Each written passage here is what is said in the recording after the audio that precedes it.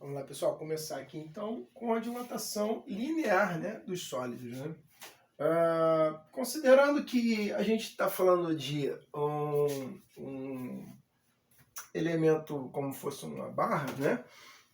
Um trilho de um trem, né, que possui um grande comprimento e pouca espessura e pouca largura, né?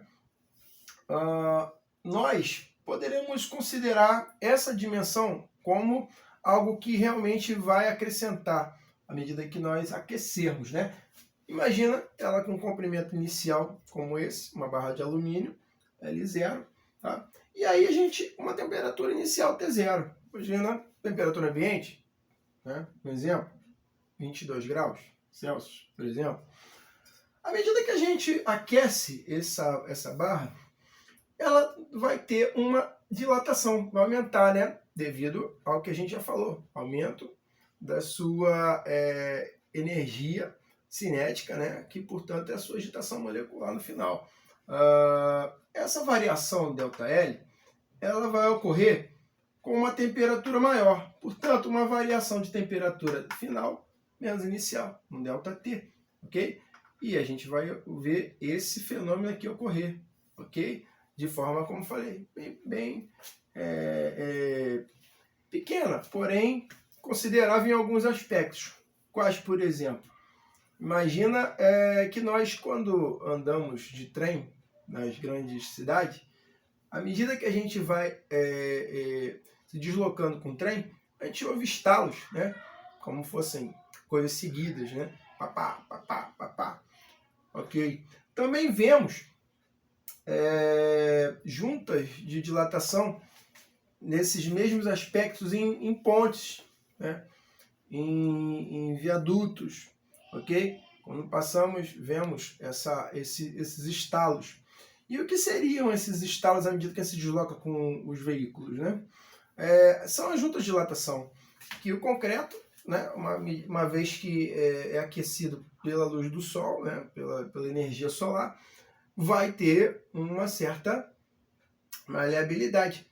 Para não gerar tensões muito fortes e diferenças de temperatura entre os blocos de concreto, existem essas juntas de dilatação já calculadas nas suas diferenças, para que justamente não ocorra o quê? Um rompimento dessa ponte. Os cálculos já são feitos para isso. Também, outro exemplo é no piso de nossas casas. Vemos nossos azulejos e pisos com massinhas entre eles, né? Por que essas massinhas estão entre os pisos e os azulejos? Justamente para que, quando ocorrer algum aquecimento, a cerâmica ela possa se dilatar, ok? Não gerando tensões, porque se houver uma próxima da outra, elas vão querer se dilatar e não conseguindo, vai ocorrer um estouro, né? E, consequentemente, um prejuízo. Portanto, elas são muito fundamentais, né? Essas massas entre os azulejos e os pisos dos nossos lares, no chão dos nossos lares ou até mesmo nas paredes. Outro fenômeno também que ocorre isso nos passeios públicos, que a gente vê ripas de madeira entre blocos de concreto, que também considera as mesmas coisas, elevação nas suas dimensões, e a madeira, como é um pouco maleável, ela, né, não deixa com que dois blocos consecutivos possam gerar tensões muito fortes a ponto de rachar e gerar algumas consequências que a gente não deseja. Então, os sólidos, eles têm esse fenômeno. Elevou, aqueceu, vai aumentar o comprimento de uma forma bem ínfima, mas vai tornando um comprimento final, ok? E como é que a gente vai colocar isso num aspecto matemático, né?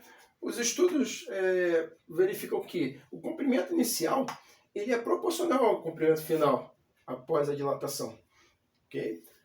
Um coeficiente que a gente tem que vai definir, cada material vai ter o seu, né, que a gente chama de coeficiente de dilatação linear, né, que a gente vai ver em breve isso, é também proporcional ao comprimento final, e a variação de temperatura é proporcional ao comprimento final. O que isso aqui quer dizer? Que à medida que a gente aumentar esses valores, a gente eleva também o fenômeno final, que é a dilatação. Portanto, variação de comprimento, que seria a dilatação em si, esse trechinho aqui em azul, é proporcional ao comprimento inicial vezes esse coeficiente de dilatação, que é uma constante, que tem em todas as funções de primeiro grau, multiplicado pela variação de temperatura. E variação de temperatura a gente fala o quê? Temperatura final menos a temperatura inicial, o quanto variou, né, para que isso aqui ocorresse, esse fenômeno ocorresse.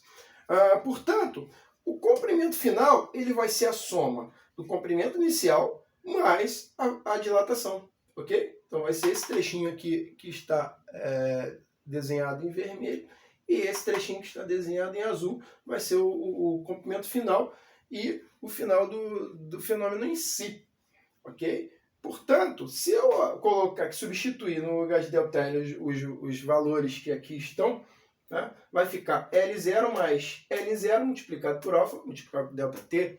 E, portanto, a gente pode fazer uma simplificação aqui, né, extraindo o L0, que é um fator comum aqui. Né?